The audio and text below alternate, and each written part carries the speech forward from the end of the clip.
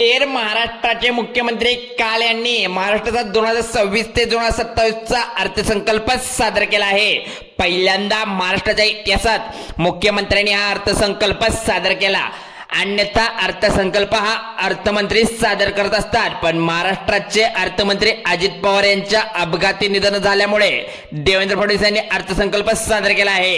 आता या अर्थसंकल्पात अनेक महत्त्वाच्या घडामोडी झाल्या आहेत, अनेक गोष्टी घोषणा केल्या आहेत, पण यातील सगळ्यात महत्त्वाची गोष्ट आहे ती म्हणजे पीक कर्जावरती दिलेल्या कर्जमाफीची। आता सरकारने यामध्ये सांगितले आहे की पीक कर्जावरती 30 सप्टेंबर पर्यंत 2026 ला थकीत असल्याचं पीक कर्जांना आम्ही थकबाकीदारांना कर्जमाफी देतोय। यामध्ये देखील अत्यंत महत्त्वाच्या ठराविक बँकांच्या यादी इथं तयार केल्या जाणार आहे। त्याच बँकांना इथं आम्ही पहिलं प्राधान्य देणार आहे। त्यामुळे शेतकरी बांधवांनो, तुम्हाला आत्ताच मी सांगतोय, कोणत्या बँकेमध्ये तुम्ही कर्ज काढला असेल, कोणत्या बँकेमध्ये तुम्ही लोन केलं असेल, त्या बँकेतले कागदपत्रे तुम्ही आत्ता तयार करून ठेवायचं आहे। कारण की पुढे तुम्हाला उपयोगी येऊ शकते की या बँकेची कर्जमाफी होणार आहे की या ठराविक बँकेची कर्जमाफी होणार आहे। या दोन्ही बँका जर तुम्ही लोन काढला असेल किंवा लोन काढलं नसेल तर या बँकेमध्ये तुम्हाला कर्ज थकीत हे पडणार आहे। हे लोन हप्ता जो असणार आहे तो तुमचा क्लिअर होणार नाही। त्यामुळे इथे 2 मिनिटं लक्ष देऊन ऐकायचं आहे, व्हिडिओकडे पाहायचंय, कान व्हिडिओमध्ये बघायचं आहे। बघा इकडे कर्जमाफीमध्ये मी बसलोय, पण माझं इथं पूर्णपणे लोन 2 लाखापर्यंत क्लिअर होत नाही, पण ही यादी 2 प्रकारे वर्ग केलेली आहे। त्यामुळे ते लक्ष देऊन पाहायचं आहे। कर्जमाफीमध्ये मला मिळतंय का? बघा साहेब, काहीतरी करून माझं नाव ऍडजस्ट करा, पण प्रत्यक्षामध्ये कोणीही ऍडजस्ट करू शकत नाही। आता तुम्हाला ही कर्जमाफी लागू होते की नाही हे सगळं पुढच्या 5 मिनिटात तुम्हाला समजून देणार आहोत।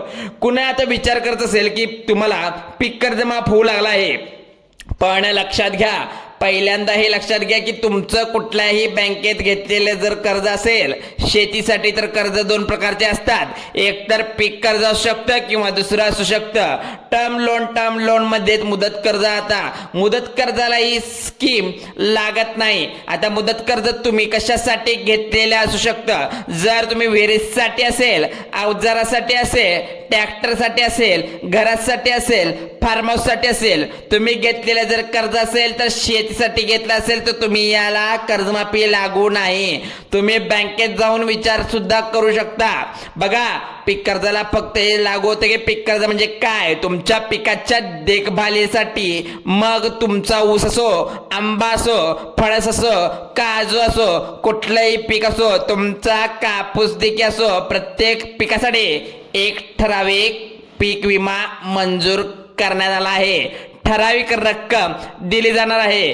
त्यामुळे शेतकरी बांधवांनो, आता तुम्हाला पुन्हा एकदा सांगतो, तुम्ही जर KYC केलं नसेल, तुमचे कागदपत्र तयार नसतील, तुमचा मागील थकीत हप्ता जर भरला असेल, यामध्ये तो जर केलं नसेल तर तुम्हाला 1ही रुपयाचा पीक कर्ज मिळणार नाही। त्यामुळे 2 मिनिटं हा व्हिडिओ लक्षपूर्वक बघा। 12 महिन्याच्या आत जेव्हा तुम्ही बँकेत भरता तेव्हा बँक तुम्हाला 3% फॉर्म जो असतो तो 3% व्याजाची सवलत देते। तर अशा पद्धतीचे जे कर्ज आहे, कर्जाला किती कर्जमाफी लागू शकते लक्षात घ्या। त्यामुळे जर तुमचं उत्तर स्वतःचं पीक असेल, कर्ज असेल, तुम्हाला तुमचा व्हिडिओ बघायचा आहे। बघा, व्हिडिओ तुमच्यासाठी राहील असं समजा। पीक कर्जाला आपल्याकडे बरेचसे शेतकरी कॅश क्रेडिट म्हणून ओळखतात। त्यामुळे हे कारण अकाउंट तर कॅश क्रेडिटचं असतं, त्याला CC अकाउंट असं म्हणतात।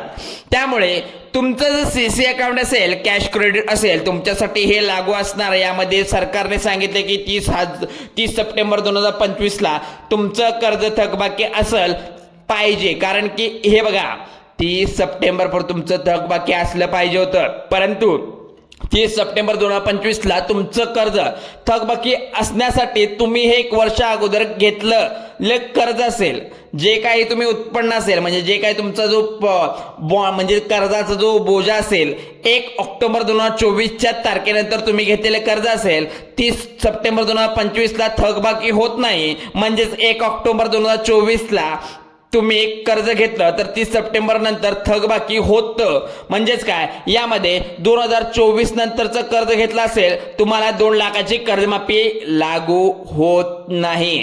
त्यासाठी तुमच्यासाठी वेगळी स्कीम आहे, ती थोड्याच वेळामध्ये तुम्हाला मी सांगतो. बघा, 2024 नंतर जर तुम्ही पीक कर्ज उचलला असेल तर तुम्हाला ही योजना लागू नाही. दुसरी गोष्ट, आता योजना मग लागू कोणाला होते, तर लागू 30 सप्टेंबर 2024 तारखेच्या अगोदर ज्यांनी कर्ज केलंय, पीक कर्ज घेतलं नाहीये, ज्यांनी घेतलेलं आहे, कर्ज उचलल्यानंतर 1 वर्ष भरल्यानंतर परत 30 सप्टेंबर 2024च्या अगोदर फॉर्म एक्सपायर डेट पडला, तुम्ही 1 जून 2024ला पुन्हा कर्ज 1 जून 2024ला पासून ते 25 पर्यंत 30 सप्टेंबर 2025ला तरी देखील तुम्ही कर्ज भरत नाही, तुमचं कर्ज ओव्हरव्ह्यू होणार. म्हणजे त्यामध्ये असं समजलं जातं की तुम्हाला ही स्कीम लागू होते की नाही. बघा, यामध्ये काय ठराविक मुद्दा यामध्ये मांडला गेलाय, जर पुढचं 1 वर्ष कंप्लीट झाल्यानंतर देखील भरलं नसेल तर यामध्ये तुम्हाला 2 लाख रुपये कर्जमाफी मिळेल. स्पष्टरित्या मी तुम्हाला आता समजावून सांगितलंय, पुन्हा एकदा सांगतो. 1 वर्षाचा कालावधी उलटून देखील तुम्हाला जर कर्ज भरलं नसेल तुम्ही बँकेला, तर तुमच्या खात्यात हे 2 लाखाची कर्जमाफी मिळू शकते. मग तुमचं कर्ज नेमकं कोणत्या तारखेला उचललं होतं, 2024 ते 25 मध्ये, की तुमच्या पासबुकवरती चेक करा, त्या तारखेपासून चेक करा, तुमचं पासबुक तुमच्याजवळ ठेवा, आत्ताच ऐकता ओपन करा. मग यामध्ये लोकांचा प्रश्न असा असतो की आम्ही यावर्षी नक्की पीक कर्ज घेतलं असेल तर आम्हाला लागू होतं का.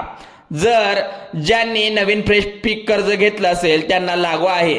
ज्यांचं रिन्यू असेल, म्हणजे अगोदर पीक कर्ज घेतलं 5-10 वर्षापूर्वी रिन्यू केला असेल, तुम्हाला देखील लागू आहे. दोघांना देखील ही कर्जमाफी लागू असणार आहे. जर तुम्ही डेट बरोबर असेल तर तुम्ही भरला असेल तर तुम्हाला सुद्धा लागू होत आहे.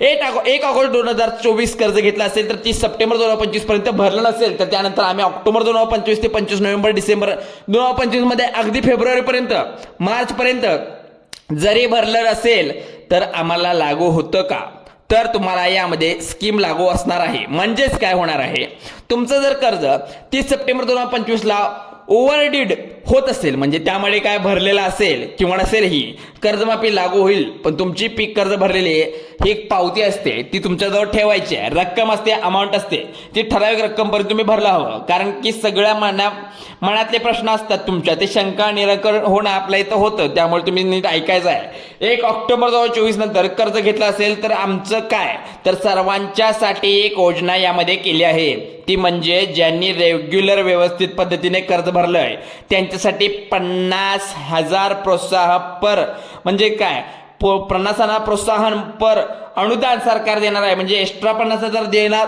इच्छित आहे. पण यामध्ये असं सांगण्यात आलंय की ठराविक 2 याद्या काढलेल्या आहेत, थकीची आणि रेग्युलर भरण्याची. त्यामध्ये त्यांनी ठरवू शकतात कोणत्या यादीला आम्ही प्राधान्य पहिलं देऊ.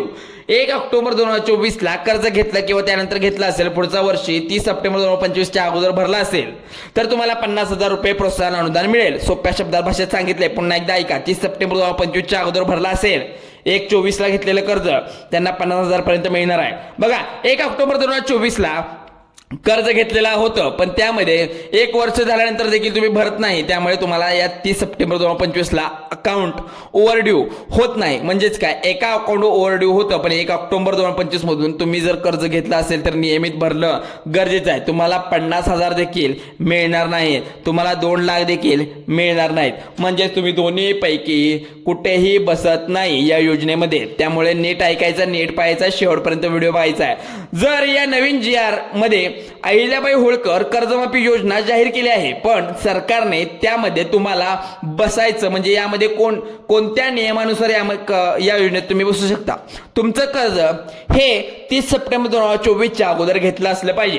म्हणजे 30 सप्टेंबर 2025ला ओव्हरड्यू असेल तर थकीत असेल पाहिजे. त्यामध्येच काय असणार आहे बघा, या 1 वर्षाच्या कालावधीमध्ये तुमचं जे काय असेल कर्ज, पीक कर्ज असेल, ते थकीत असलं पाहिजे.